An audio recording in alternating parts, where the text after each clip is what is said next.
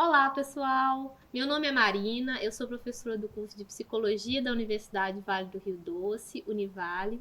Nós estamos no terceiro episódio do podcast Desenvolvimente e hoje o nosso objetivo é compartilhar com vocês as experiências, os aprendizados do estágio básico 1 de pesquisa do curso de Psicologia. Eu estou aqui com as minhas estagiárias e cada uma vai se apresentar e falar um pouquinho sobre como foi essa trajetória no estágio básico 1, o que foi aprendido e quais são as perspectivas desse estágio para a formação enquanto psicólogas.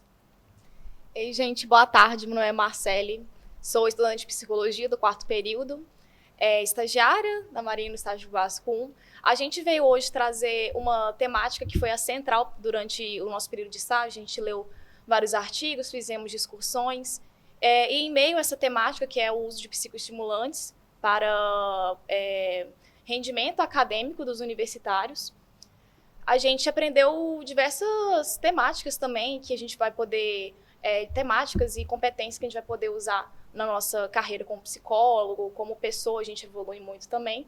E acredito que é essencial para a minha formação e para a minha carreira. Vai ser muito bom. Boa tarde, pessoal. Meu nome é Rafaela Dias. A gente vai trazer hoje um pouquinho da nossa vivência nesse estágio básico 1. Vai falar um pouquinho sobre os artigos que nós lemos, os estudos que nós lemos também, e vamos trazer um pouquinho também sobre os resultados dessa pesquisa. Oi, gente. O meu nome é Camille. Sou estudante de psicologia do quarto período e estagiária com a Marina, junto com as minhas amigas. Hoje a gente vai trazer aqui um pouco sobre as conclusões, as nossas discussões, né? Uma extensão das nossas discussões durante o nosso estágio, e acredito que vai ser bem lucrativo para a gente esse momento, e espero que vocês gostem. Ok. E se você é professor, se você é estudante ou um curioso sobre a temática da medicalização no ensino superior, do uso de substâncias para o melhoramento cognitivo, fica com a gente e acompanha esse episódio até o final. Bom, é importante a gente ressaltar que a temática desse estágio, ela foi escolhida com base num projeto de pesquisa que está sendo coordenado por mim, será desenvolvido aqui na Univale, com todos os cursos de graduação e de pós-graduação. Então, o objetivo desse projeto de pesquisa é abordar o uso de estratégias farmacológicas e não farmacológicas que os estudantes usam para melhorar o desempenho, para melhorar a concentração, para tirar o sono e melhorar os resultados, né, durante aí o período de estudo universitário. E essa temática é uma temática muito importante, porque é algo muito comum no universo acadêmico. É a nossa vivência, né? Não é mesmo? Sim. E que é pouco falado, né? Então tem muitas questões éticas, questões morais, questões de saúde que envolvem o uso desses medicamentos, às vezes até mesmo sem prescrição médica, né? Sim, Então, muitas vezes os alunos colocam em risco a própria saúde para em prol de melhorar o rendimento, né? De conseguir ter um desempenho mais satisfatório na vida universitária. Muitas vezes a pessoa acha que vai usar aquele momento, só naquele momento que ela está necessitando, aí por isso eu não tenho tanta necessidade, né, da receita, porque ela vai lá, compra o medicamento por algum meio, ela compra, utiliza por aquele momento de pressão, de estresse, de muita demanda que ela está tendo, e ela utiliza achando que não vai causar nenhum efeito. Naquele momento ela pode sentir algum retorno, né, naquela hora, e ela vai achar que aquilo lá, ela só pausa, ok. Aí vai acontecer novamente o retorno da pressão, porque a universidade é isso. Tem momentos mais tranquilos, mas vão ter momentos em que realmente vão ter mais pressões, vão ter mais demandas, mais atividades, coisas para entregar, relatórios, enfim. Aí a pessoa vai querer utilizar sempre que tiver isso. E essa um grande problema, porque nesses momentos em que a pessoa ela acha que em todos os momentos esse vai ser um bom refúgio para ela, ela cai numa dependência sem perceber. Sim. Exatamente. Usa como um refúgio, né? Como uma estratégia de fuga mesmo, de solução de uma questão ali pontual que faz parte da vivência universitária, né? É justamente isso. E vale ressaltar também que existem as drogas de uso recreativo e também de uso clínico. As mais utilizadas no nosso estudo foram o álcool, o tabaco, tem o cloridato de metilfenidato, né? Que é conhecida como Ritalina, que é utilizada muito para transtorno déficit de atenção também, e outras drogas similares. Então, como a Marcele falou, as pessoas usam e acabam esquecendo dos efeitos colaterais posteriores, porque no primeiro momento você vai ter sim esse melhoramento, mas existem muitas consequências que podem, inclusive, ser muito catastróficas. Sim, e para além do melhoramento cognitivo, acaba que com toda essa pressão, com tudo isso, vem a utilização de substâncias que são para diminuição do estresse também, né? Então, a gente, nas nossas pesquisas, foi muito recorrente a utilização da cannabis, né, da maconha, para diminuição desse estresse, para alívio mesmo dessa carga mental, como a gente leu em alguns estudos, né? Então, a gente tem esses dois lados da moeda, tanto as pessoas que querem para melhorar o desenvolvimento, quanto para diminuir esse estresse, que um acaba sendo atrelado ao outro, né? E a gente pode levar em consideração que, normalmente, quem utiliza uma dessas substâncias também tem uma grande chance de utilizar outra. E a combinação dessas substâncias pode gerar aí efeitos até mesmo irreversíveis para a saúde. A utilização de substâncias psicoestimulantes, eu vi em um artigo que é mais provável por pessoas que já são fumantes, que já fumam. Elas têm a tendência a entrarem em uso de psicoestimulantes, de medicamentos, sem prescrição, por conta dessa já familiaridade com esse meio de tanto medicamentos ou substâncias inibitórias quanto excitatórias para melhorar alguma coisa que ela acredita que não está boa no momento. A Camille que falou sobre... eu esqueci o que era. Eu esqueci. Essa parte você tira, Manuel. Eu falei sobre alívio do estresse. Isso, da maconha. Que a maconha, a pessoa utiliza, cannabis, né? A pessoa utiliza para, às vezes, retirar um momento de tensão que tá sofrendo ali no momento. Só que, dependendo da quantidade que ela utilizar e a quantidade de tempo, o momento de falta, o momento que ela tirar a cannabis e não utilizar, ela vai sofrer de estresse, vai sofrer de uma dependência, vai sofrer de estresse, de irritabilidade. Então, ela vai sentir a necessidade de continuar usando. Como se fosse um efeito rebote, né? E é muito interessante quando a gente pensa nessa utilização dessas rotas de fuga, entre aspas, né, para diminuição de estresse, porque são todas substâncias que acabam fazendo efeito muito rápido, né, efeitos imediatos. E isso é uma coisa que é interessante a gente pensar também, de discutir essa questão do imediatismo, do querer que as coisas aconteçam rápido, né, e esquecer um pouco de que as coisas são um processo, né, que às vezes a gente esquece que as coisas são processos, são construídas. Mas hoje em dia. Sim, que tá tudo tão imediatista, né, então... Exato, Camille. E para a gente pensar assim, nos motivos que levam os estudantes a fazer uso desses medicamentos, dessas substâncias, é importante a gente fazer essa análise do contexto de vida do universitário, né? Que os estudos sobre saúde mental do universitário evidenciam que os estudantes universitários os jovens universitários comparados a jovens não universitários têm os maiores índices de depressão, de ansiedade, né, de transtornos mentais comuns. E isso está relacionado à alta concentração de pressões que tem dentro do ambiente universitário, né? Sim. Então, pensando no estudante que chega na universidade, termina o ensino médio, chega na universidade, vocês já passaram por isso, né? Sim. Vocês podem falar com convivência aí da situação. Essa adaptação à universidade pode ser um período muito crítico, né? Um período de muito desafio, porque a forma de estudar, né, a dinâmica da universidade é muito diferente do ensino médio, não é verdade? Sim, é bem diferente. Falando sobre esse estilo de vida, sobre esse imediatismo, a gente também tem a questão de como você falou, o contexto por trás, como que a pessoa começa a utilizar esse tipo de substâncias. Bom, muitas das vezes indicação de amigos, de colegas, pessoas que talvez já tenham algum histórico de transtorno mental, de alguma questão de saúde mental, trazendo um pouquinho, né, para a nossa prática. Então, é necessário que haja um redirecionamento desse estresse acadêmico, dessa ansiedade, para um outro meio. Então, a gente tem que procurar um outro meio de extravasar esse estresse para que diminua a incidência desses casos.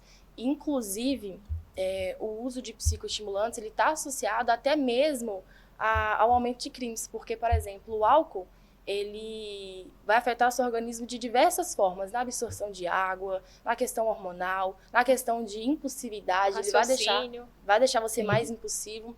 E tem pesquisas que sugerem que o uso do álcool, existe até uma prática chamada binge drinking, que é o uso excessivo de álcool em um determinado período de tempo, né, uma curta duração, e está associado a abuso sexual, a quedas, a brigas, a diversas outras situações que podem levar a, de fato, coisas muito catastróficas. Então, não é só o uso dentro da universidade, porque a vida do estudante ela tem que ser olhada num aspecto geral, porque vai influenciar todos os outros âmbitos da vida desse estudante, inclusive familiar, amizades, trabalho, tudo.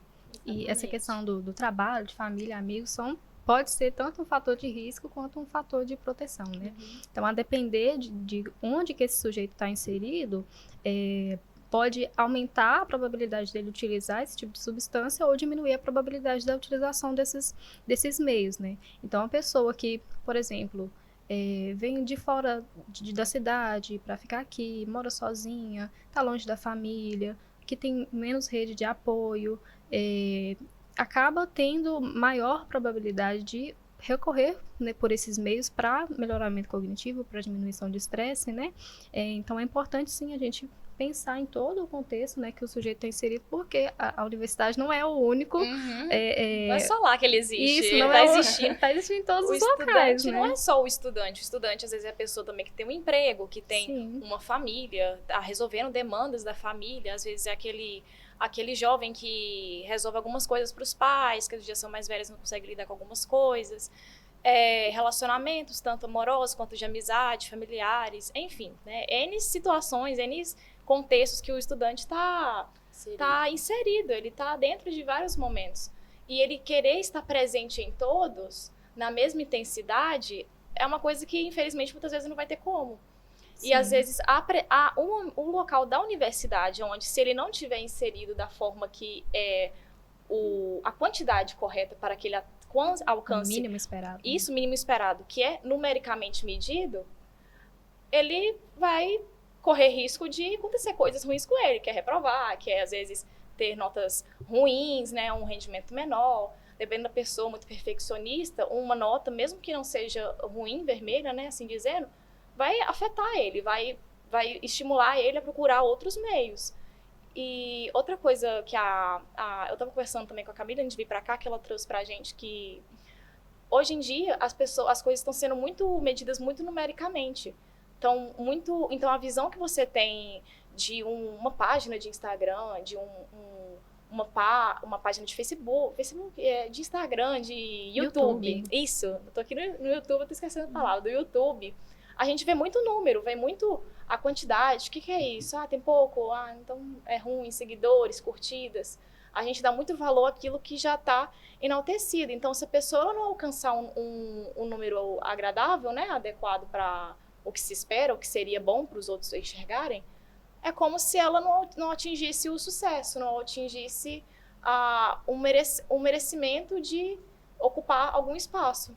E isso na universidade, quando a gente pensa na vida acadêmica no geral, isso já está muito estabelecido, né? A questão da nota, a questão do desempenho, de porcentagem, tem que fazer 70%, tem que tirar notas altas, e isso vem se construindo desde o ensino fundamental até o ensino superior, isso é construído. Então, a gente de certa forma, condicionado a acreditar que se eu não tiver determinada nota, se eu não tiver determinada porcentagem de desempenho, o meu valor vai ser diminuído, né? Exatamente. Então, o sucesso não é alcançado se eu não alcançar boas notas. Então, inclusive, é uma das coisas que Me ajuda, Marina. Byung-Chul Han,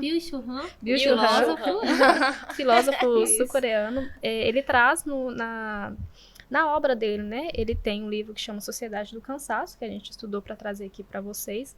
E aí, nesse livro, na obra do Han, no geral, ele traz uma análise sobre a sociedade atual. O Han, ele está vivo ainda, ele é um filósofo atual, ele tem 65 anos, e ele escreve, ainda produz, e ele traz para a gente nesse livro Sociedade do Cansaço muito sobre isso, da métrica, de da pressão, do desempenho mesmo, que a gente, enquanto sociedade, a gente está, no geral, cansado, mas cansado por causa dessa pressão geral, que hoje a gente tem uma lógica de produtividade, uma lógica de desempenho. Ele fala também sobre a multitarefa, e aí eu achei muito interessante quando ele trouxe no livro que essa questão da gente estar multitarefa, de ser mãe, de ser pai, de ser estudante, de ser trabalhador, de ser, enfim, empreendedor, que essa multitarefa que a gente tem é como se fosse um retrocesso para a gente mesmo, no sentido de a gente faz tanta coisa ao mesmo tempo que isso nos coloca em um estado de alerta que a gente não consegue focar nossa atenção em um estímulo só. Então a gente não consegue almoçar sem estar vendo um filme, sem estar vendo uma série. É como se fosse perca de tempo. Sim. Almoçar e não responder aquela mensagem. Sim, você tá perdendo tempo. Essa falsa otimização do tempo. Culpado, né? Isso, ele fala muito sobre essa Sobre a culpa culpa. no descanso também, que a gente não sabe mais ficar com tédio. Se permitir A gente não se descansar. permite mais descansar. Então, que a sociedade ela foi se construindo para esse viés da produtividade, de estar sempre correndo para chegar lá. E ele até fala no livro que, às vezes, esse lá não é um lugar estabelecido, é um ideal.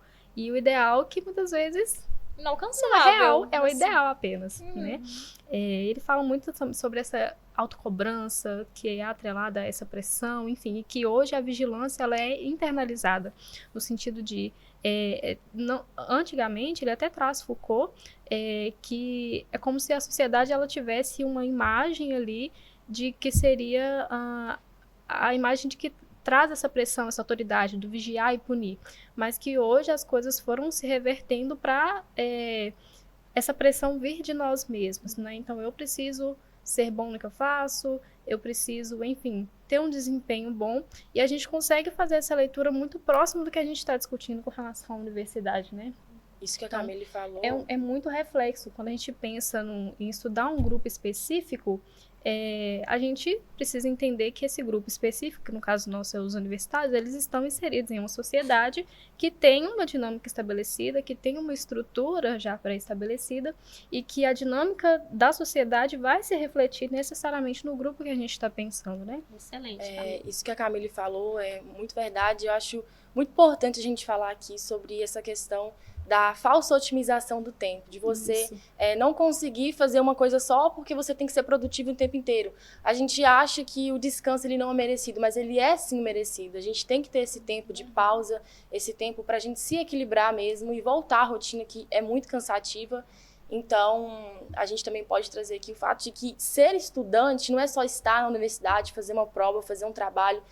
Tem atividades extracurriculares, estágios, são muitos eventos, são muitas questões fora da universidade. Então, é difícil conciliar, né, essa vida de trabalho, de estudo, de família.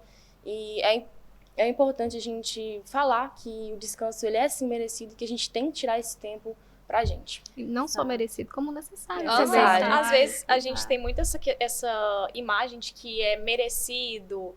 Realmente, tem a questão do ser merecido, eu fiz algo hoje, eu mereço. Mas tem momentos em que a gente não vai nem merecer, né, na visão na visão socialmente falando, né, no senso comum. Eu não mereceria estar descansando agora porque eu falhei ali, porque eu não cumpri aquela meta que eu precisava ter cumprido. Isso, mas às vezes, gente, não é questão de merecer descanso. Você necessita de descanso, você necessita dormir. Inclusive, um dos dados dos artigos que eu li, o principal, assim, de vários artigos que eu li, um dos motivos que casou é a privação do sono. A privação do sono é o principal motivo dos estudantes apelarem para os psicoestimulantes, energéticos, dosagens altas de cafeína, metilfenidato, né, ritalina e outros estimulantes para se manterem acordados. E esses estimulantes realmente mantêm eles mais acordados, só que privam o sono deles mais ainda.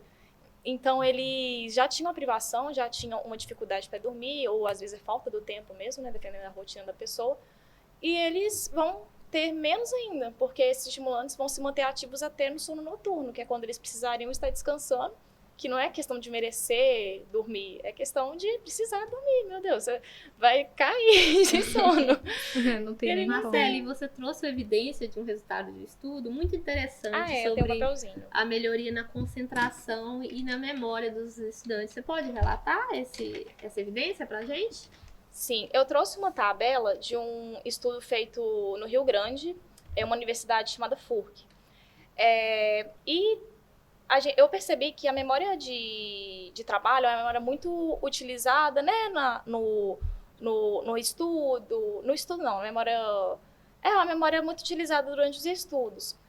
E aqui eu percebi que os psicoestimulantes colaboram muito para a memória do momento, que é a memória de trabalho, que a pessoa tá lá, ela consegue produzir, consegue trazer um volume de rendimento, né, para aquele momento, só que a melhora da memória mesmo a longo prazo, médio e longo prazo, ela não é eficaz. Então, ela realmente não está aprendendo aquilo que ela está produzindo.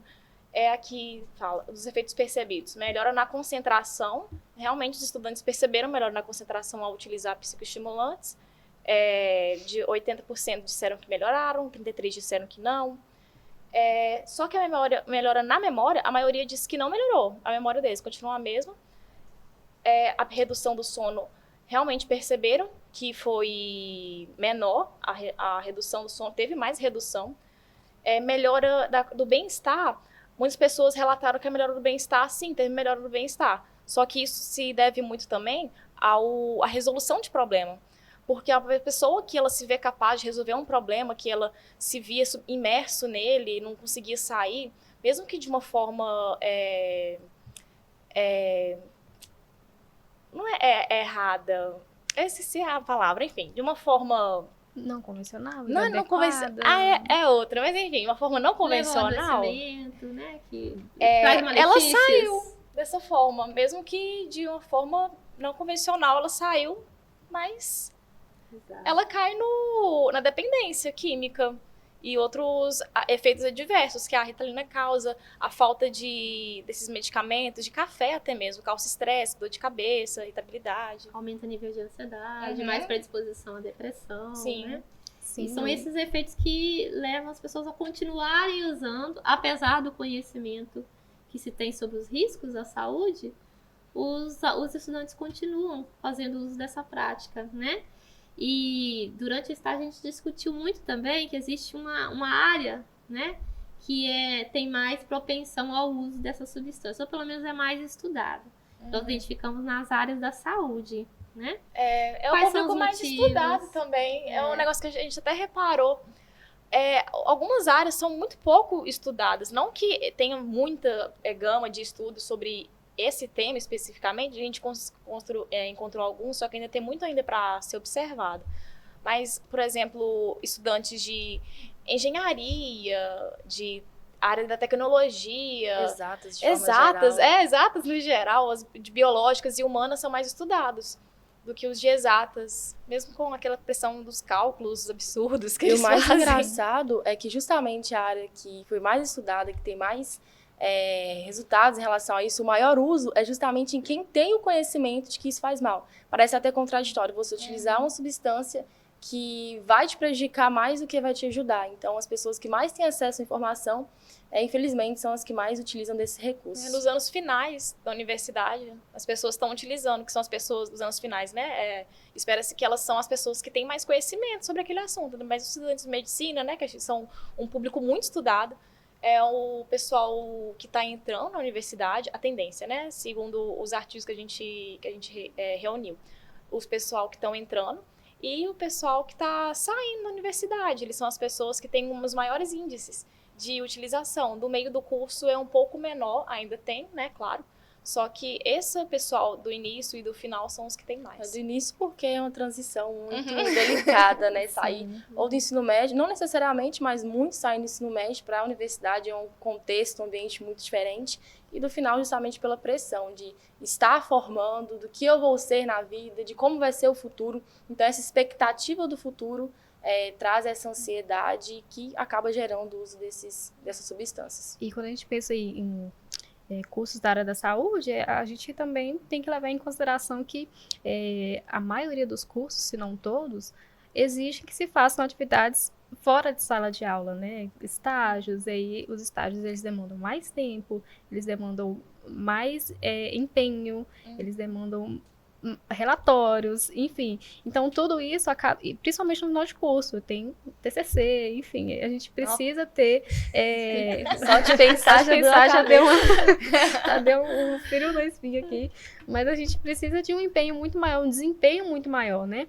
E aí, atrelado a tudo que a gente conversou de ser um ser biopsicossocial que é inteiro e voltado de diversas áreas, e a faculdade já demanda muito, acaba que a pressão ela aumenta de forma assim exponencial quando a gente para pensar, né? E trazer esse assunto para o estágio foi muito importante porque a gente permitiu essas diferentes vivências, diferentes opiniões, diferentes olhares sobre o mesmo contexto. Então, essa é a importância, né, do estágio básico de pesquisa, não só aprender a selecionar os artigos que são confiáveis, fontes confiáveis, mas trazer mesmo essas pautas para a discussão, porque ajuda muito no nosso conhecimento crítico, teórico, porque a nossa prática, né, como eu disse, é embasada justamente em estudos e teorias. Sim, e principalmente na área de psicologia, né, quando a gente procura entender o porquê que as coisas estão acontecendo dessa forma e o que a gente pode fazer a partir disso para a gente mudar essa dinâmica, né? Então, o que a gente poderia fazer, né? Pensar no que a gente poderia fazer para ajudar os estudantes a diminuir o estresse, a dormir melhor, enfim, a não precisar utilizar esses medicamentos, essas substâncias, pensar, discutir, enfim, se a gente for pensar um pouco mais longe, na dinâmica da universidade, né? O que poderia se mudar na dinâmica da universidade, o que poderia se mudar na dinâmica dentro de sala de aula, fora de sala de aula, né? Então, acho que é importante também a gente pensar em todos esses fatores. Exato. E o objetivo de toda essa exploração, né, de todo esse estudo, do projeto de pesquisa que vai ser desenvolvido com os alunos aqui da Universidade Vale do Rio Doce, é exatamente isso, é de promover melhorias, né, de buscar caminhos alternativos para melhorar o bem-estar dos nossos estudantes. Nós sabemos futuros profissionais, né? Exato. Então, cuidar dos estudantes universitários é cuidar dos futuros profissionais, né? Garantir profissionais mais saudáveis, profissionais com maior bem-estar e, consequentemente, vão ter uma melhor atuação no mercado de trabalho, né? Sim. Então, estou muito feliz com toda essa discussão que nós geramos, né, pessoal? Essas são apenas algumas reflexões, algumas discussões. Alguns detalhes, pouquinhos, pedacinhos que nós discutimos durante todo esse semestre. Estou muito orgulhosa, né, de vocês, de ver o quanto que vocês aprenderam durante esse semestre, o quanto que vocês se engajaram e se apropriaram sobre o tema, né? E esse é exatamente o objetivo do estágio básico 1 de psicologia, que é apresentar esse universo de pesquisa para os estudantes universitários, né? E de que esse universo ele abre portas, ele abre tantos caminhos para os estudantes, mesmo aqueles que não vão atuar diretamente na pesquisa científica. A pesquisa científica é a base do conhecimento. A psicologia é uma ciência, né? Então ela é produzida, ela é criada a partir dessas pesquisas científicas. E ter essa oportunidade, proporcionar aos estudantes essa oportunidade de conhecer como realizar uma pesquisa científica e vê-los produzindo as próprias pesquisas científicas, é algo muito satisfatório e é o objetivo, né? O objetivo da nossa universidade e do nosso curso. Esse assunto ele só está começando a ser discutido, nós ainda temos um longo projeto aí de pesquisa a ser desenvolvido, então certamente haverão outras oportunidades para a gente trazer mais esse tema para discussão. Te agradece também, Marina, pelo apoio, pela supervisão, por estar aqui com a gente. E fica a dica para o pessoal aí, né, para tomar cuidado com o uso dessas substâncias e procurar mesmo recursos, meios, rede de apoio para te ajudar nesse ambiente universitário e mesmo tentar trazer esse estresse, essa pressão acadêmica, extravasar isso de outra forma, né? Seja no esporte, na arte, na música, na terapia. Procurem ajuda profissional. Procurem, gente, é muito importante. Exatamente. E na universidade também, né? É importante a gente pensar qual é o nosso papel enquanto instituição para proporcionar esse ambiente mais acolhedor, esse ambiente mais agradável, esse ambiente que a gente passa grande parte do nosso tempo aqui, né? Nós professores e vocês alunos, a gente passa 5 anos, 6 anos aqui nesse espaço. No mínimo. No mínimo. Ai, meu Deus. Então a gente tem que pensar em estratégias para favorecer as relações, boas relações aqui nesse espaço. Bom, eu espero que esse diálogo tenha contribuído para aqueles que estão nos escutando, se interessarem mais sobre essa temática e terem curiosidade, né, sobre o que é esse universo da pesquisa científica e tudo que ela pode fazer para ajudar a gente a construir uma sociedade melhor. Muito obrigada. Até lá mais. Tchau, pessoal. Tchau.